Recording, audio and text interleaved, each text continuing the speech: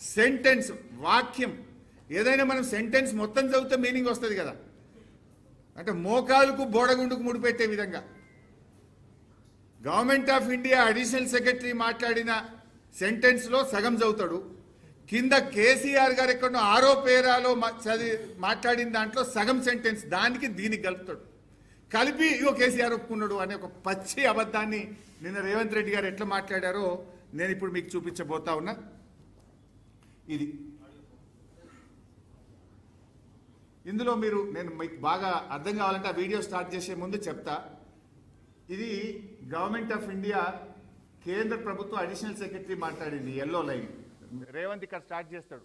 Ministry of Jal Shakti government of India proposes that with regard to sharing of water river Krishna until award of KWTD is notified, award of KWTD 1 shall be in force. ఇది full stop.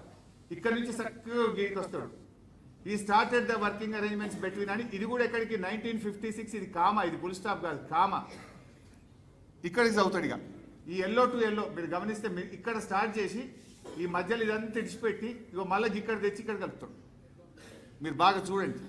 ఇక్కడ తర్వాత ఏమున్నది, ఇది ఎవరు మాట్లాడతారంటే ఈ పేజ్లో government of India additional secretary మాట్లాడతాడు. ఇదంతా మాట్లాడడానికి ఇక్కడ చూడండి paragraph 4 after the presentation by additional secretary the honorable union minister desired that 4 agenda items may be discussed first.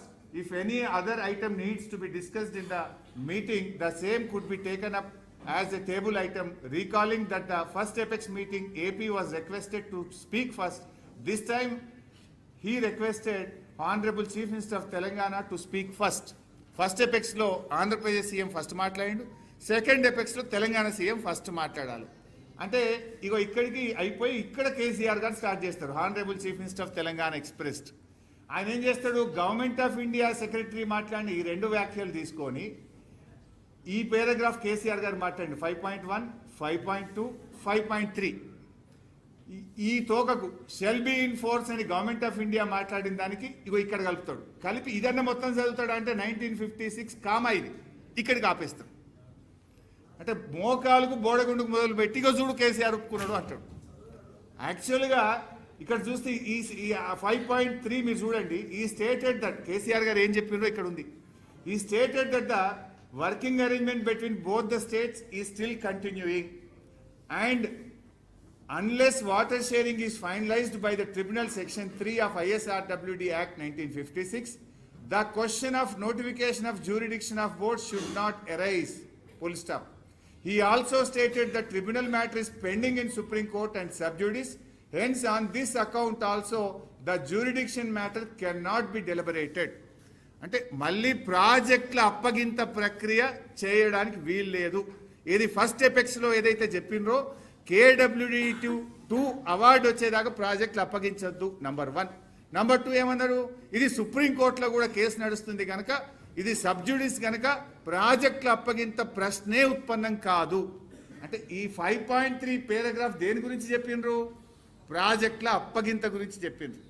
కానీ రేవంత్ ఏం చేస్తాడు, ఇగో ఈ మొదటి 2 లైన్లు చదివి ఇక్కడికి నుంచి ఇక్కడికి ఈ కామా దాకా చదువుతాడు. చదివిగా చూడరు బై వీళ్ళు 299కి ఒప్పుకున్నారు అంటాడు.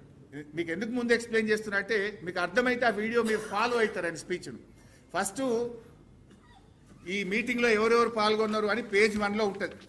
పేజ్ 1లో ఈ కేంద్ర మంత్రి ఆంధ్రప్రదేశ్ సీఎం తెలంగాణ సీఎం పాల్గొన్నాడు అని చెప్పి ఈడికి వస్తాడు ఇక మినిస్ట్రీ ఆఫ్ జలశక్తి అని. నేను మీకు అక్కడ నుంచి చూపిస్తా ఎట్లా జంపు కొట్టిండు, ఎంత అంటే నిస్సిగ్గుగా ఏమంటారు నిర్లజ్జగా ఎంత పచ్చి అబద్ధాలు మాట్లాడే ముఖ్యమంత్రి మీరు ఒక్కసారి మీరు చూడండి. అంటే నాకే మాట్లాడాలంటేనే అసలు ఇంత పచ్చి అబద్ధాలు మాట్లాడేటోళ్ళు కూడా ఉంటారు అనిపిస్తుంటుంది అప్పుడప్పుడు అసెంబ్లీలో.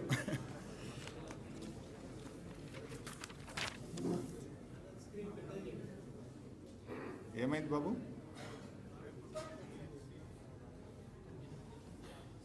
రైట్.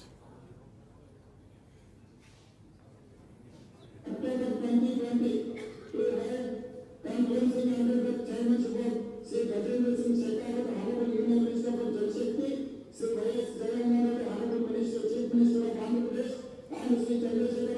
ఇక్కడ స్టార్ట్ అయితే చూడండి.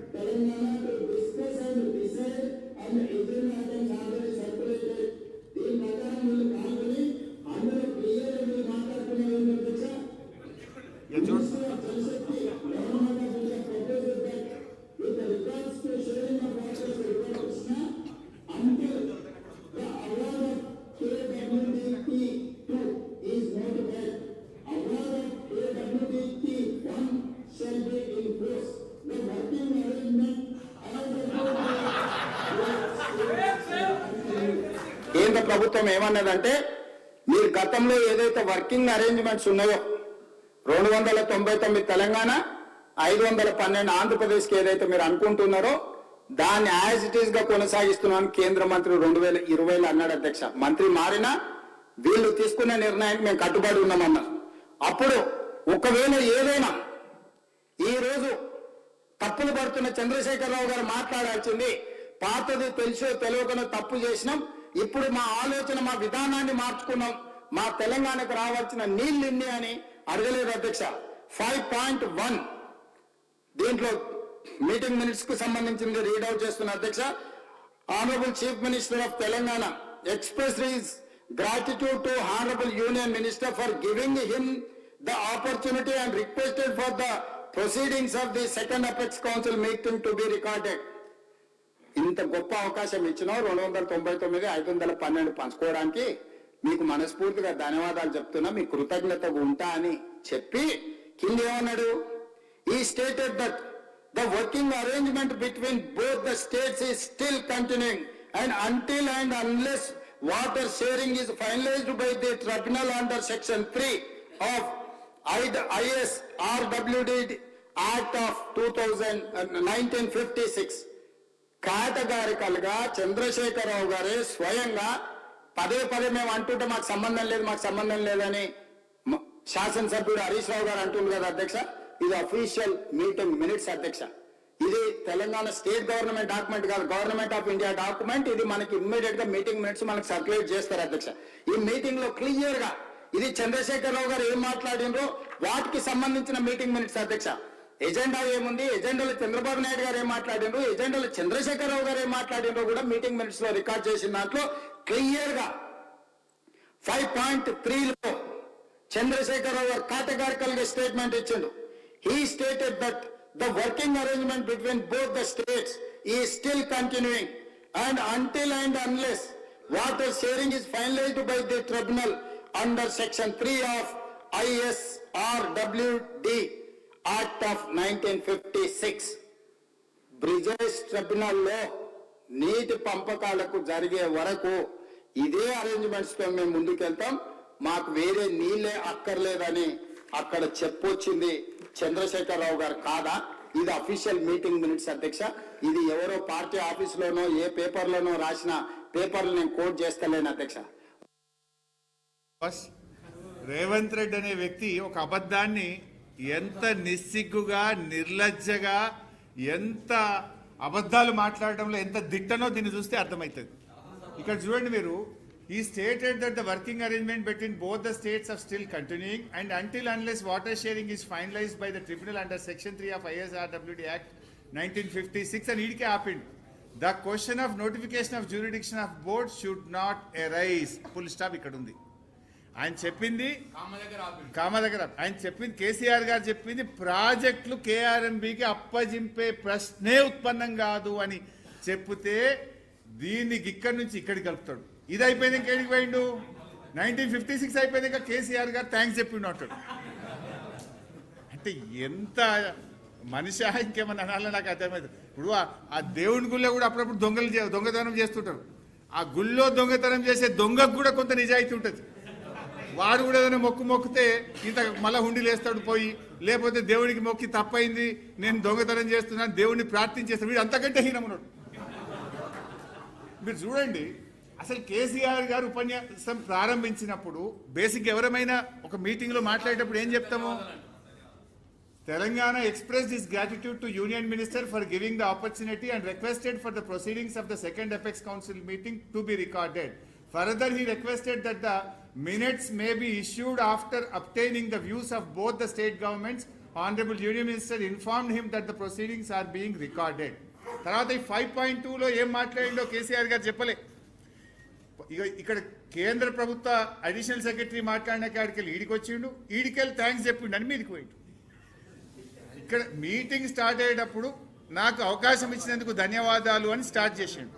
తర్వాత కేసీఆర్ గారు ఏమన్నారు, Honorable CM of Telangana commented on the agenda items and recalled that immediately after the formation of state of Telangana, he had made a representation to the Ministry of Water Resources on 14th July 2014 under Section 3 of ISRWD Act 1956 asking for an equitable allocation of Krishna waters.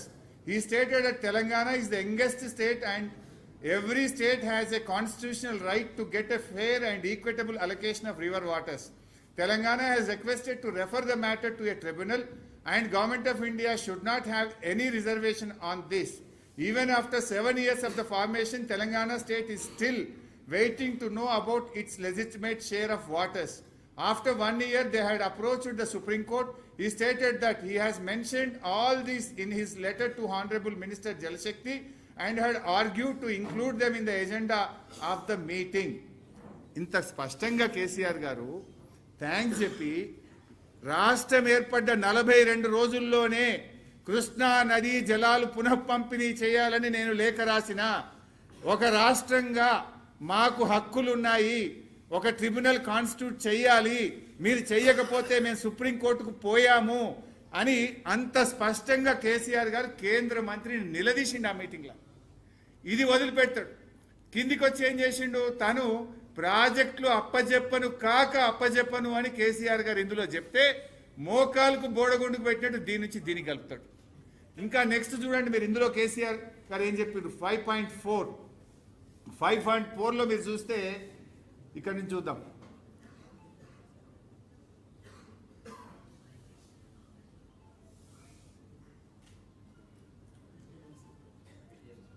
Godavari తర్వాత he stated that, you can చూద్దాం, he stated that Pothredipadu project of AP does not have any water allocation by KWDT. 1. The project was operationalized to supply drinking water to Chennai. It was originally designed for 1500 cusecs in the then combined AP against the interest of Telangana. Later on it was extended to 11,500 cusecs, then to 40,000 cusecs, and now they are expanding to 84,000 cusecs and are planning to take 8 TMC per day. He further asserted that the water is being transferred by AP from Krishna Basin to out of Krishna Basin through the project with no water allocation to these projects by the tribunal and without appraisal of DPRs and also without obtaining the required statutory clearances for these projects. He also stated that if AP continues with this project, the Telangana would construct a 3 TMC barrels at Alampur and draw water. He stated that only tribunal under Section 3 of ISRWD Act 1956 can be a solution. నిన్న రేవంత్ ఏదో మాట్లాడుతుండు, కేసీఆర్ గారు మాట్లాడలే, జగన్మోహన్ రెడ్డి గారు నిలదీయలే, చంద్రబాబును నిలదీసిండు, జగన్మోహన్ రెడ్డిని నిలదీసిండు. కేసీఆర్కు తెలంగాణ రాష్ట్రం ముఖ్యం, ఆయన ఎవరి ముఖం చూడలేదు. ఇలా ఇది కేంద్ర మంత్రి సమక్షంలో, జగన్మోహన్ రెడ్డి సమక్షంలో పోతిరెడ్డిపాడు అక్రమ ప్రాజెక్టు నాన్ బేసిన్ కు మీరు నీళ్లు తీసుకుపోతున్నారు, బిడ్డ మీరు పోతిరెడ్డిపాడు ఆపకపోతే జూరాల దగ్గర నేను పెద్ద బ్యారేజ్ గట్టి నీళ్ళని గుంజుతా, ఆలంపూర్ దగ్గర బ్యారేజ్ గట్టి నేను నీళ్ళని గుంజుతా అని on the face of Andhra Pradesh chief minister KCR గారు మీటింగ్ లో హెచ్చరించింది. దీన్ని మాట్లాడాడు రేవంత్ రెడ్డి, ఇది చూపాడు. నీకు అంత ధైర్యం ఉందా, నువ్వు మాట్లాడతావా? ఫస్ట్ ఎపెక్స్ లో ఆనాడు చంద్రబాబు నాయుడు పాలమూరును వ్యతిరేకిస్తే కేసీఆర్ గారు పీపీటీ ఇచ్చిండు. అక్కడ ఇక చూడు, చంద్రబాబు నాయుడు పాలమూరును దత్తత తీసుకున్నాడు అనే పీపీటీ ఆయన వీడియో ఆయనకే చూపించిండు. బీజేపీ మేనిఫెస్టో చూపించిండు, కాంగ్రెస్ మేనిఫెస్టో చూపించిండు. ప్రధానమంత్రి మహబూబ్ నగర్కి వచ్చి పాలమూరు ప్రాజెక్టుకు అనుమతులు ఇస్తా అని ప్రధానమంత్రి మాట్లాడిన వీడియో చూపించి బీజేపీ ఒప్పుకున్నది, కాంగ్రెస్ ఒప్పుకున్నది, తెలుగుదేశం ఒప్పుకున్నది, ఎట్లా ఆపుతారు పాలమూరు అని చంద్రబాబు నాయుడు ముఖం మీద బల్లగుద్ది ఫస్ట్ ఎపెక్స్ కౌన్సిల్లో మాట్లాడింది. సెకండ్ ఎపెక్స్ కౌన్సిల్ మీటింగ్ లో బిడ్డను పోతిరెడ్డిపాడు ఆపకపోతే ఆలంపూర్ దగ్గర నేను బ్యారేజ్ కట్టి నీళ్లు గుంజుతాని మీటింగ్ లో చెప్పడమే కాదు, కేసీఆర్ గారు క్యాబినెట్లో పెట్టిండు, ఆమోదించిండు, జీవో కూడా దీని మీద ఇచ్చి అంత గట్టిగా నిక్కచ్చిగా తెలంగాణకు నీళ్ల కోసం పోరాడిన నాయకుడు కేసీఆర్. ఎవడన్నా మెడ మీద తలకాయ ఉన్నోడు కేసీఆర్ గారు తెలంగాణకు నీళ్ళలో అన్యాయం చేస్తుంటే నమ్ముతాడే? కేసీఆర్ ప్రాణమే ఇచ్చి తెలంగాణ సాధించిన కేసీఆర్ గారు తెలంగాణకు నీళ్ళలో అన్యాయం చేస్తాడా? మెడ మీద తలకాయ ఉన్నోడు మాట్లాడే మాటనా? ఇగో రేవంత్ రెడ్డి రాజకీయాల కోసం రాష్ట్ర ప్రయోజనాల్ని కూడా ఫనంగా పెడతా ఉన్నాడు. అంటే ఇంత చిల్లరగా, ఎంత తప్పు. నిన్న అసెంబ్లీలో ఇంకో మాట మాట్లాడి స్టార్టింగే అబ్బాయి ఇంత బుద్ధి వచ్చిందా అని నేను అనుకున్నా. ఏమంటాడు, శాసనసభలో ఇక్కడ అబద్ధాలకు ఆస్కారం లేదు, శాసనసభలో మాటల గారడికి అవకాశం లేదు అని మాట్లాడితే ఇది చూసిన తర్వాత అనిపించింది నిజం అనే అక్షరానికి గిట్ట ప్రాణమే ఉంటే రేవంత్ రెడ్డి మాటలు చూసినాక అది ఆత్మహత్య చేసుకుంటుండే. అబ్బాయి అసలు ఇంత అబద్ధాలు మాట్లాడే రేవంత్ రెడ్డి నిజాలు మాట్లాడుతున్నా అని చెప్పి మాట్లాడితే ఆ నిజం ఉరిపెట్టుకుంటుండే కావచ్చు. ఈయన ఎన్ని అబద్ధాలు, అడిషనల్ సెక్రటరీ మాట్లాడిన దానికి కేసీఆర్ వాక్యాన్ని కలుపుతాడు. అంటే ఇంత గట్టిగా, అంటే ఈయన పద్ధతి చూస్తే ఎట్లుంటుందంటే ఇంకా ఆయన ఏమంటాడు, నిన్న ఇదంతా ఉత్తమ్ కుమార్ రెడ్డి గారు చాలా కష్టపడ్డాడు, రీసెర్చ్ చేసి కాగితాలన్నీ సమీకరించిండు, ఉత్తమ్ కుమార్ రెడ్డికి పిహెచ్డి ఇవ్వాలి, డాక్టరేట్ ఇవ్వాలన్నాడు. ఆయన అవన్నీ సమీకరిస్తున్నట ఈయన సీక్వెన్స్లో పెట్టిండట. ఆ ఉత్తమ్ కుమార్ రెడ్డి తెచ్చిన డాక్యుమెంట్ని నేను సీక్వెన్స్లో పెట్టి నేను అసెంబ్లీలో ప్రజెంట్ చేసిన అన్నాడు. ఏం సీక్వెన్స్ పెట్టినవురా అంటే మోకాలకి బూడగొండుకు పెట్టినావు నువ్వు. కేంద్ర అడిషనల్ సెక్రటరీ మాట్లాడిన దానికి కేసీఆర్ గారు మాట్లాడిన వాక్యములో సగం కలుపుతాడు ఈ పిచ్చి రేవంత్ రెడ్డి. నాకు మాటలు జారుతున్నట్టు కానీ ఆయన అసెంబ్లీలో మా జారినాక నేను ఈడ మా జారినా తప్పులేదు వాస్తవంగా చెప్పాలంటే. అంటే ఇప్పుడు చెప్పు రేవంత్ రెడ్డి, నేను అడుగుతున్నా, నాలుక కొయ్యాలి అన్నాడు.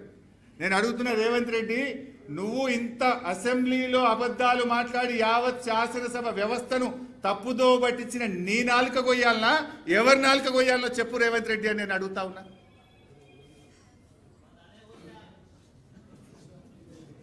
అసలు నా దృష్టిలో చీమునెత్తురున్నోడైతే, మనిషి అయితే, ఈ రకంగా శాసనసభను తప్పుదో పట్టించి ఇంత ఘోరంగా ఎక్స్పోజ్ అయినోడు చక్కగా రాజ్భవన్ పోయి రాజీనామా అయ్యాలి. మనిషి అయితే, చీమునెత్తురున్నోడైతే. అంటే నిండు శాసనసభను తప్పుదో పట్టించినావు పూర్తిగా. అసలు పైన 2 లైన్లు కింద 2 లైన్లు కలిపి చదువుతాడు, కిందికి వెళ్ళి మళ్ళీ మీదికి పోయి మీటింగ్ ప్రారంభంలో థ్యాంక్స్ చెప్తే ఈయన 299 ఇది ఇచ్చినందుకు థ్యాంక్స్ చెప్పిండు అంటాడు. అసలు ఈ మనిషివా నువ్వేమన్నా? సరే, నేను ఇట్లా మాట్లాడితే ఇప్పటికే నాకు తెలిసిన నా మీద దాడి చేపిస్తాడు, నా మీద అక్రమ కేసులు పెడతాడు, అవసరమైతే హత్యాయత్నం కూడా చేస్తాడు. దానికి నేనేం భయపడను. గతంలో వరద బాధితుల్ని పరామర్శించడానికి పోతే ఖమ్మంలో రాళ్ల దాడి చేసిండు. ఇంకా దీనికి నిన్న ఒక మాట అన్నాడు, ఏమంటాడు, నిన్న దేవుడి మీద ఒట్టు పెట్టుకున్నా అన్నాడు. నేనా ఏంది నిన్న అసెంబ్లీలో దేవుడి మీద ఆన అంటే నేను అంత సత్యమైన మాటలు మాట్లాడుతున్నా, ఇక దేవుడి మీద ప్రమాణం చేసినట్టు అసెంబ్లీలో మాట్లాడి ఈ పుణ్యాత్ముడు. ఈయన గతంలో రైతులకు రుణమాఫీ చేస్తా, 15 ఆగస్టులోక రుణమాఫీ చేస్తా దేవుడా అని ఆడపోయి యాదాద్రి లక్ష్మీనరసింహస్వామి మీద ప్రమాణం చేసిండు, భద్రాద్రి రాముల వారి మీద చేసిండు, మెదక్ చర్చి మీద చేసిండు, మహబూబ్ నగర్లో జహంగీర్పీర్ దర్గా మీద ప్రమాణం చేసి దేవుణ్ణే మోసం చేసిన గనుడి రేవంత్ రెడ్డి నిన్న అసెంబ్లీలో కూడా దేవుడి మీద ప్రమాణం చేస్తున్నా, నేను సత్యమైన మాటలు మాట్లాడుతున్నా అంటాడు. ఇది సత్యమా? ఇవి సత్యమైన మాటలా?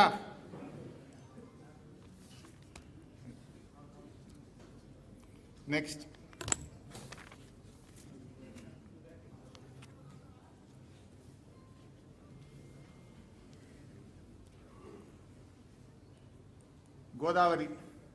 గోదావరి నదిలో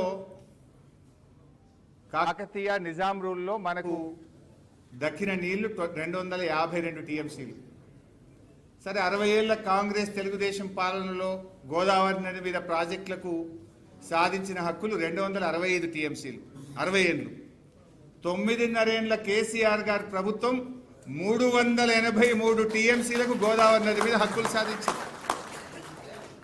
అంటే 60 ఏళ్లలో కాంగ్రెస్ తెలుగుదేశం సాధించిన దానికంటే 10 ఏళ్లలో 1.44 టైమ్స్ ఇవాళ బీఆర్ఎస్ ప్రభుత్వం ఎక్కువ సాధించింది.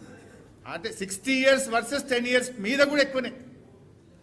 అంటే strike rate of BRS is 40 TMC per year, whereas Congress Telugu Desam కలిపి 4.43 టీఎంసీ పర్ ఇయర్. అంటే గోదావరి జలాల్లో మనకు అనుమతులు సాధించడంలో, నీటి కేటాయింపులు సాధించడంలో సంవత్సరానికి 40 టీఎంసీలు కేసీఆర్ గారు సాధిస్తే కాంగ్రెస్ తెలుగుదేశం పాలనలో 4.43 టీఎంసీ. ఓవరాల్ గా చూస్తే our strike rate is 9.11 times more than the Congress and TDP. ఒకవైపు కృష్ణాలో మనకు 299 టీఎంసీలో లాక్ అయిపోయినాం. నిన్న రేవంత్ రెడ్డి ఇంకో పచ్చి అబద్ధాన్ని కూడా మాట్లాడే ప్రయత్నం చేసినాడు. మనకు అసలు నికర జలాలు 811లో 299 నికర జలాలు. కానీ రేవంత్ రెడ్డి అంటాడు 490 టీఎంసీల ప్రాజెక్టులకు ఉమ్మడి రాష్ట్రంలో అనుమతులు వచ్చినాయని ఇంకో పచ్చి అబద్ధం మాట్లాడింది. ఆ 490లో 191 వరద జలాల మీద ఆధారపడ్డాయి. ఏవైతే నికర జలాలు ఉన్నాయో ఆ నికర జలాల లెక్కనే అసెంబ్లీలో తేల్చింది ఆ రోజు. 299, 512 ఇస్ నికర జలాలు. అయితే ఇవాళ ఎట్లా చేసిందంటే కాంగ్రెస్ రాష్ట్ర విభజనలో ఒక రకంగా చెప్పాలంటే అష్ట దిగ్బంధనం చేసింది తెలంగాణను. తెలంగాణ కొత్త ప్రాజెక్ట్ కట్టాలంటే కేఆర్ఎంబి, జిఆర్ఎంబి అనుమతి తీసుకోవాలి, అపెక్స్ కౌన్సిల్ అనుమతి తీసుకోవాలి, సిడబ్ల్యూసి అనుమతి తీసుకోవాలి, దానికంటే ముందు నీటి కేటాయింపులు చేసుకోవాలి. అంటే ఒక రకంగా చక్రబంధం చేసింది. ఇన్ని రకాల ఇబ్బందులు ఉంటే కూడా కేసీఆర్ గారు మన రైట్ ఎస్టాబ్లిష్ చేయాలని చెప్పి ఆయన ఒకవైపు పాలమూరును కట్టే ప్రయత్నం చేస్తూ, ఒకవైపు దిండి కట్టే ప్రయత్నం చేస్తూ, మరొక వైపు పెండింగ్ ప్రాజెక్టులు పూర్తి చేయడానికి యుద్ధ ప్రాతిపదికన కృషి చేస్తూ, ఇంకొక వైపు గోదావరి నదీ జలాల్లో 968 టీఎంసీల రైట్ ఏదైతే ఉందో దాన్ని ఎస్టాబ్లిష్ చేసి, రేపు ఇవాళ కృష్ణ మీద మనం ట్రిబ్యునల్ అడుగుతున్నాం, రేపు గోదావరి మీద ట్రిబ్యునల్ వస్తే అది వచ్చేలోపే 968 టీఎంసీల తెలంగాణకు అలాట్ చేయించే ప్రక్రియకు పూనుకున్నాడు. దాంట్లో భాగంగానే 933 టీఎంసీలకు రైట్ ఎస్టాబ్లిష్ చేసి పెట్టింది కేసీఆర్ గారు.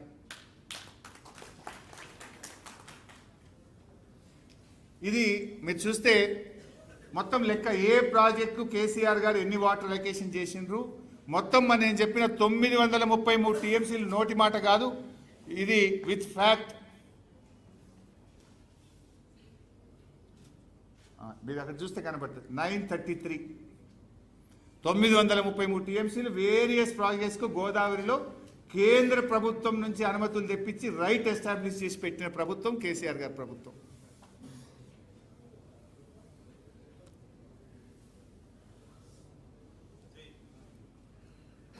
ఇది కృష్ణానది నీటి వినియోగం ఎట్లా ఉంది విత్ నాగార్జున సాగర్ ప్రాజెక్ట్. మీరు చూస్తే 2004 నుంచి 14 వరకు కాంగ్రెస్ పాలనలో వాడిన నీళ్లు కృష్ణానదిలో 228 టీఎంసీలు. మన బీఆర్ఎస్ ప్రభుత్వం 9.5 ఏళ్లలో 284 టీఎంసీలు వాడినాం. అంటే బీఆర్ఎస్ వచ్చిన తర్వాత మనం పెండింగ్ ప్రాజెక్టులు పూర్తి చేయడం వల్ల కృష్ణానదిలో పెరిగిన నీటి వినియోగం ఇది. ఇది వితౌట్ నాగార్జున సాగర్ చూస్తే 130 టీఎంసీ మనకంటే ముందు 10 ఏళ్ల కాంగ్రెస్ పాలన, బీఆర్ఎస్ పాలనలో 205 టీఎంసీలు మనం కృష్ణానదిలో వాడుకోవడం జరిగింది. యావరేజ్గా చూసినా కూడా 65 టీఎంసీలు మనము కృష్ణానదిలో వినియోగం బీఆర్ఎస్ యొక్క కాలంలో పెంచుకోవడం జరిగింది. కంపారిజన్ చూస్తే 9.5 ఇయర్స్ బీఆర్ఎస్ రూల్లో 6.91 టీఎంసీ అడిషనల్గా ఒక సంవత్సరానికి నీటి వినియోగం కృష్ణానదిలో మనం పెంచాం. 60 ఏళ్ల కాంగ్రెస్ టీడీపీ పాలనలో కృష్ణానదిలో 1.78 టీఎంసీ మాత్రమే వాళ్ళు నీటి వినియోగం పర్ ఇయర్ సాధించడం జరిగింది. వాళ్ళు 1.78 టీఎంసీ పర్ ఇయర్ సాధిస్తే మనము 6.91 అంటే దాదాపు 7 టీఎంసీలు పర్ ఇయర్ మనం నీటి వినియోగం పెంచుకోవడం జరిగింది. ప్రాజెక్ట్ క్లియరెన్సెస్ బీఆర్ఎస్ ప్రభుత్వం వచ్చినాక 11 ప్రాజెక్టులు మనం కేంద్ర ప్రభుత్వానికి డిపిఆర్లు పంపినాం. 11 ప్రాజెక్టులు డిపిఆర్లు పంపితే 7 ప్రాజెక్టులకు మనం అనుమతులు సాధించినాం. ఒకటేమో ఫైనల్ స్టేజ్లో ఉంది, సమ్మక్క సాగర్ ప్రాజెక్టు అన్ని అనుమతులు వచ్చినాయి. ఒకటే ఆ ఛత్తీస్గఢ్తో ఇంటర్స్టేట్ ఒకటే ఒక ఇష్యూ పెండింగ్ ఉంది. ఒక 3 ప్రాజెక్టులు ఈ కాంగ్రెస్ గవర్నమెంట్ వచ్చినాక మన గవర్నమెంట్లో వాపస్ రాలే. ఈ మూడు మన గవర్నమెంట్లో యాక్టివ్ కన్సిడరేషన్లో ఉండే. కాంగ్రెస్ వచ్చినాక పాలమూరు రంగారెడ్డి వాపస్ వచ్చింది, అంబేద్కర్ వార్దా డిపిఆర్ వాపస్ వచ్చింది, కాళేశ్వరం అడిషనల్ టీఎంసీ వాపస్ వచ్చింది.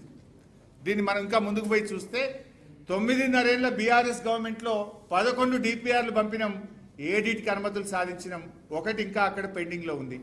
2 ఏళ్ల కాంగ్రెస్ గవర్నమెంట్ 1 డిపిఆర్ పంపలే, 1 క్లియరెన్స్ దేలే, డిపిఆర్లు మాత్రం 3 వాపస్ వచ్చినాయి.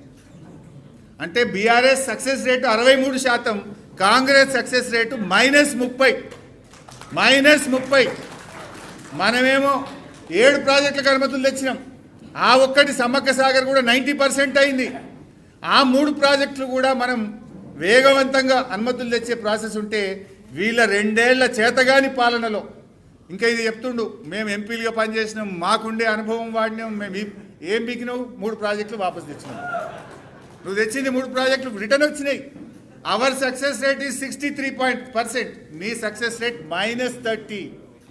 సిగ్గుతో తలదించుకోవాలి నువ్వు. ఇక కృష్ణానది ఇది పదే మాట్లాడుతుండ్రు 30 మాట. దీంట్లో కూడా పచ్చి అబద్ధాలు బయట మాట్లాడిండ్రు, నేను అసెంబ్లీలో మాట్లాడిండ్రు.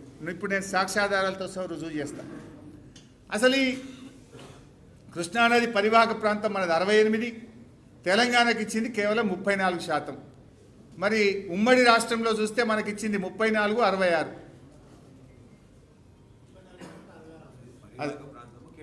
ఇది పరివాహక ప్రాంతం 68, 32, బట్ నీటి కేటాయింపులు చూస్తే 34, 66.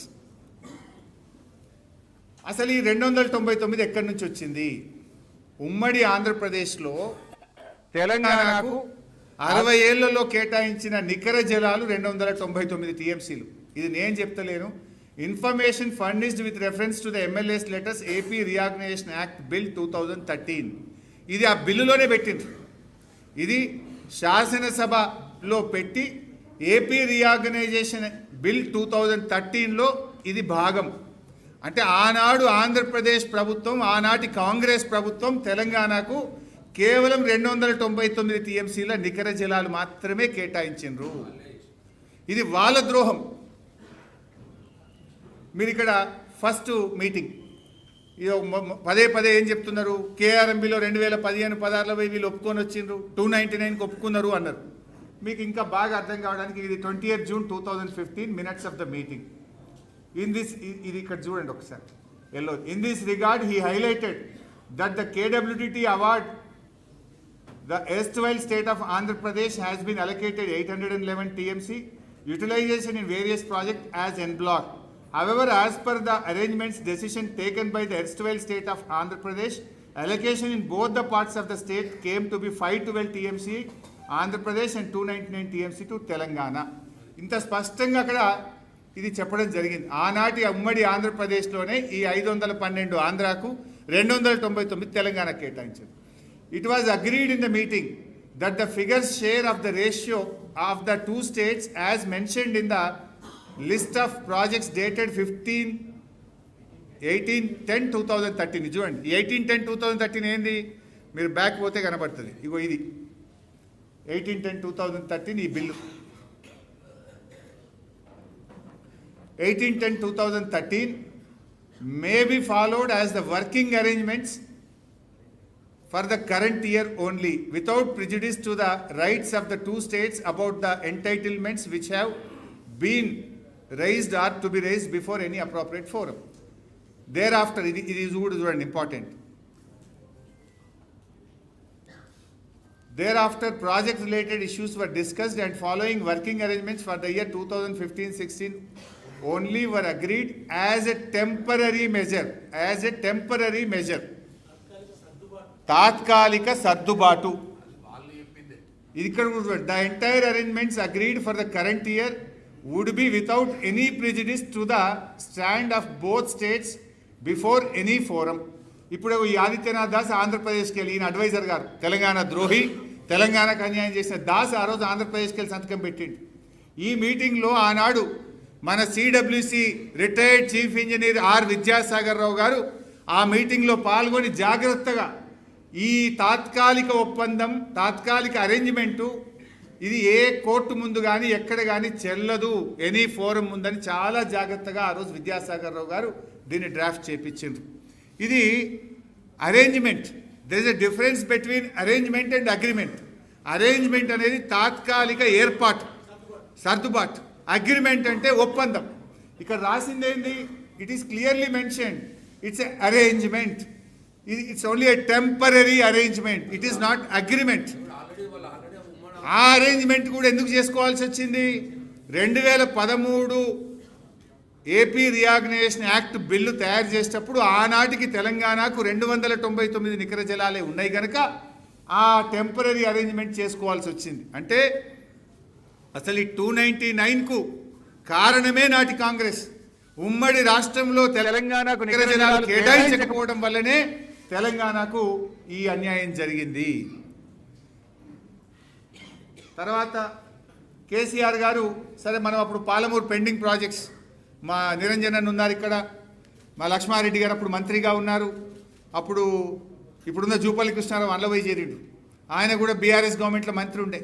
కేసీఆర్ గారు మాకు ఆదేశించిండ్రు, ఏం చేస్తారో నాకు తెలియదు, కల్వకుర్తి, నెట్టంపాడు, భీమా, కోయిల్ సాగర్ ప్రాజెక్టులు అవి పరిగెత్తాలే, ఏండ్ల తరబడి దశాబ్దాల తరబడి పెండింగ్లో ఉన్నాయని కేసీఆర్ గారు ఆదేశం ఇస్తే మేము ఆ రోజు మంత్రులుగా వెళ్ళి జొన్నల బోగుడ అని ఒక రిజర్వాయర్ కల్వకుర్తిలో భాగంగా ఉంటే ఆ పంప్ హౌస్ అది కొన్ని ఏండ్ల కింద కూలిపోయి అట్లే ఉన్నది. ఏండ్లకేండ్లు 10 ఏళ్ళు 5 ఏళ్ళ నుంచి కూలిపోయింది. అది ఆ పంప్ హౌస్ కూలిపోతే దాన్ని ముట్టుకోలే.